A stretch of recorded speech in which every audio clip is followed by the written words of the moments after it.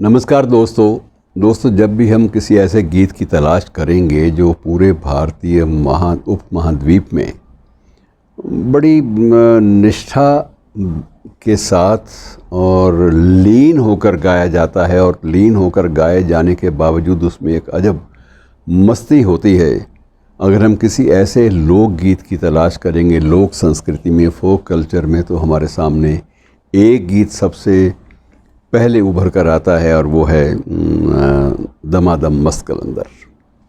जहाँ भी कहीं दमादम मस्त कलंदर गीत गाने की धुन शुरू होती है, लोगों की तालियां जो हैं वो एक सिस्टम से, एक प्रणाली के अनुसार एक लयबद्ध होकर तालियां बजाने का सिलसिला शुरू हो जाता है। और ज़्यादातर मौक़ों पर ये देखा गया है कि जो ऑडियंस है, जो श्रोता हैं या दर्शक हैं, आजकल दोनों को हमें एड्रेस करना पड़ता है कि दर्शक भी हैं, श्रोता भी हैं, वो सभी लोग इसमें शिरकत करते हैं। मुख्य गायक कोई भी होता है, मुख्य गायक रूना लैला भी हो सकती है और मुख्य गायक जो है वो आबिदा भी हो सकती है, नुसरत फ़तेह अली ख़ान साहब भी हो सकते हैं। रूना लैला तो है ही, उसका नाम आपके सामने है।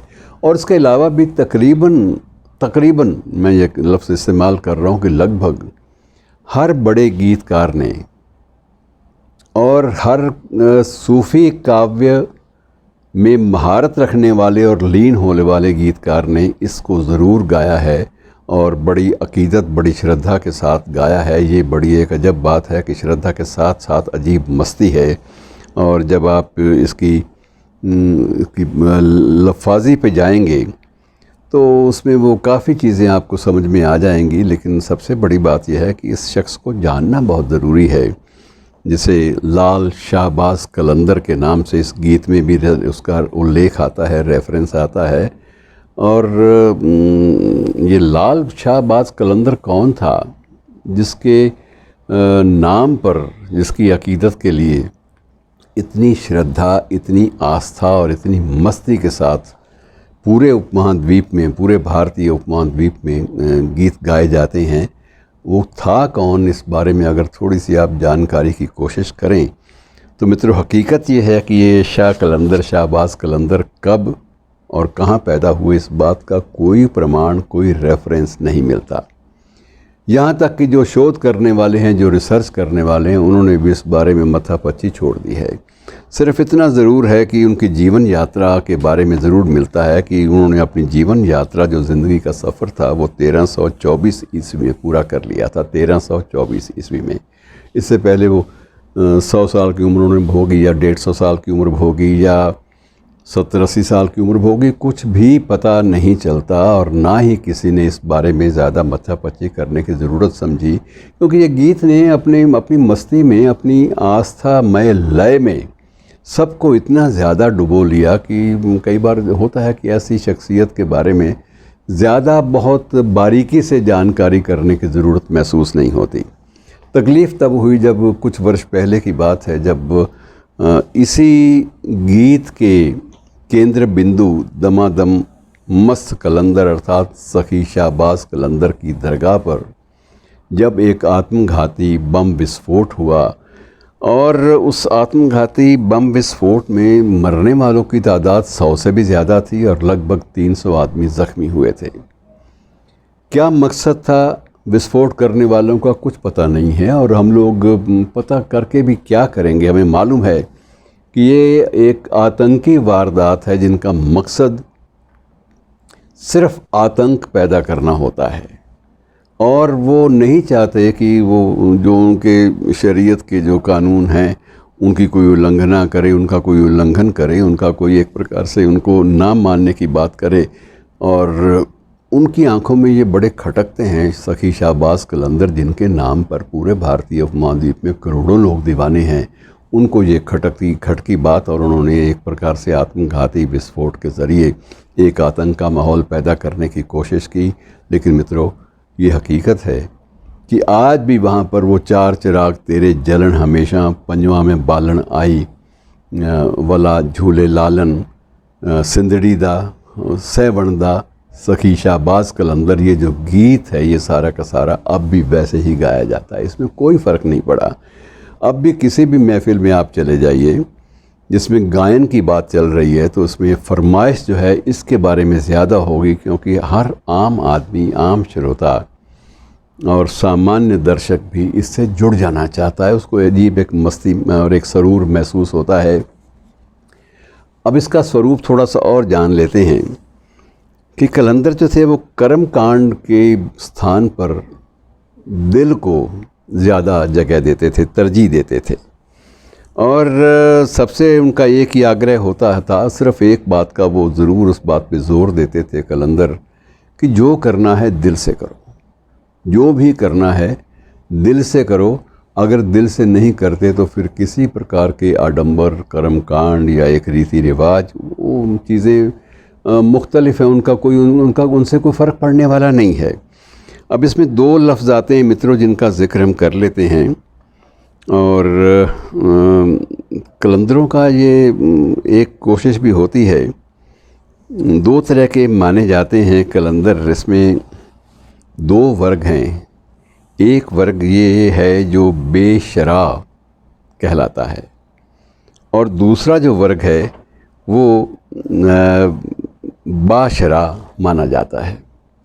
बाशरा शरीयत के मुताबिक चलने वाले, और बेशरा जो शरीयत के जो बंधन हैं उनसे मुक्त होकर उनसे बाहर चलने वाले। तो ये सखी शाहबाज कलंदर का जो ताल्लुक़ है, ये माना जाता है कि ये दूसरे जो बेशरा किस्म के लोग थे, ये उनसे जुड़े हुए थे, और ये धार्मिक और अनेक अन्य कर्म कांड के बंधनों से मुक्त रहने वाली क्लास थी। ये नमाज, रोज़ा, हज, ज़कात, जिहाद, इनसे सीधे रूप में इन लोगों का कुछ लेना देना नहीं होता था। जहाँ तक हज़रत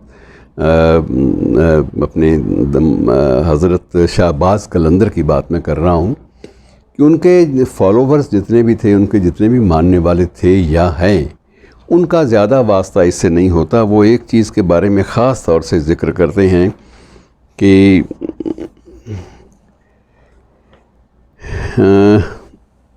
मैं एक ज़िक्र करना चाहूँगा सुल्तान बाहू का।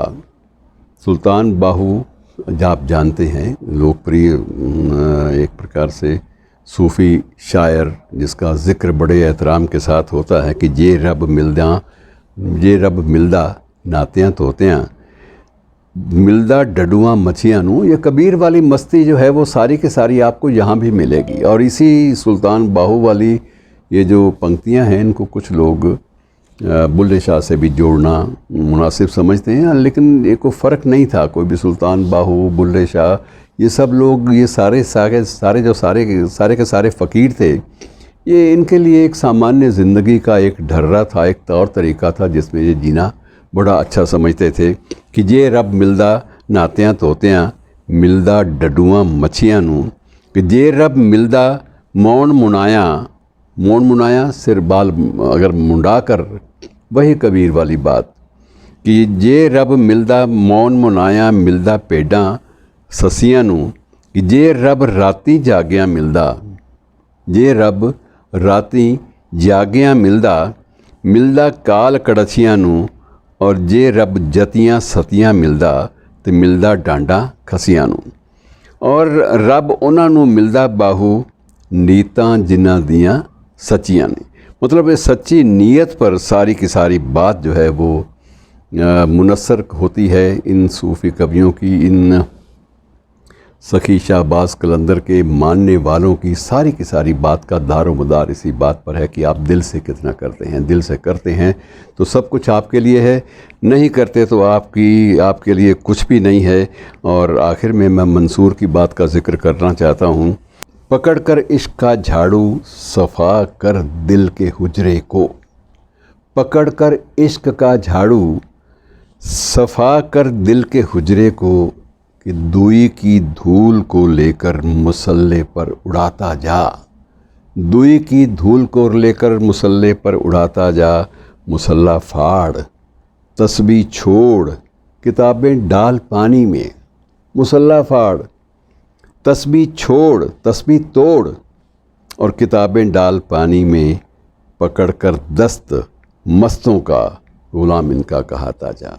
तो ये मंसूर की बातें थी, और ये कुल मिलाकर ये है कि सूफ़ी का जो निचोड़ यही निकलता है कि सूफ़ियों का आप ज़बरदस्ती शरीयत से कोई ताल्लुक़ जोड़ना चाहें तो वो मुमकिन नहीं है। और ये भी एक तथ्य है कि सूफ़ी अद्वैतवाद को मानते हैं। ये दुई की जो बात करते हैं कि दुई की धूल को लेकर मुसल्ले पर उड़ाता जा, तो ये अद्वैतवाद का एक साफ साफ निष्कर्ष है जो सूफ़ियों की ज़िंदगी और उनके दर्शन से और निकलता है। और ऐसे फ़कीरों की मज़ारों पर जब कोई आतंकी विस्फोट होते हैं तो शर्म ख़ुद को आती है, महसूस होता है कि पूरी की पूरी नस्ल के लिए शर्म की बात है। शुक्रिया।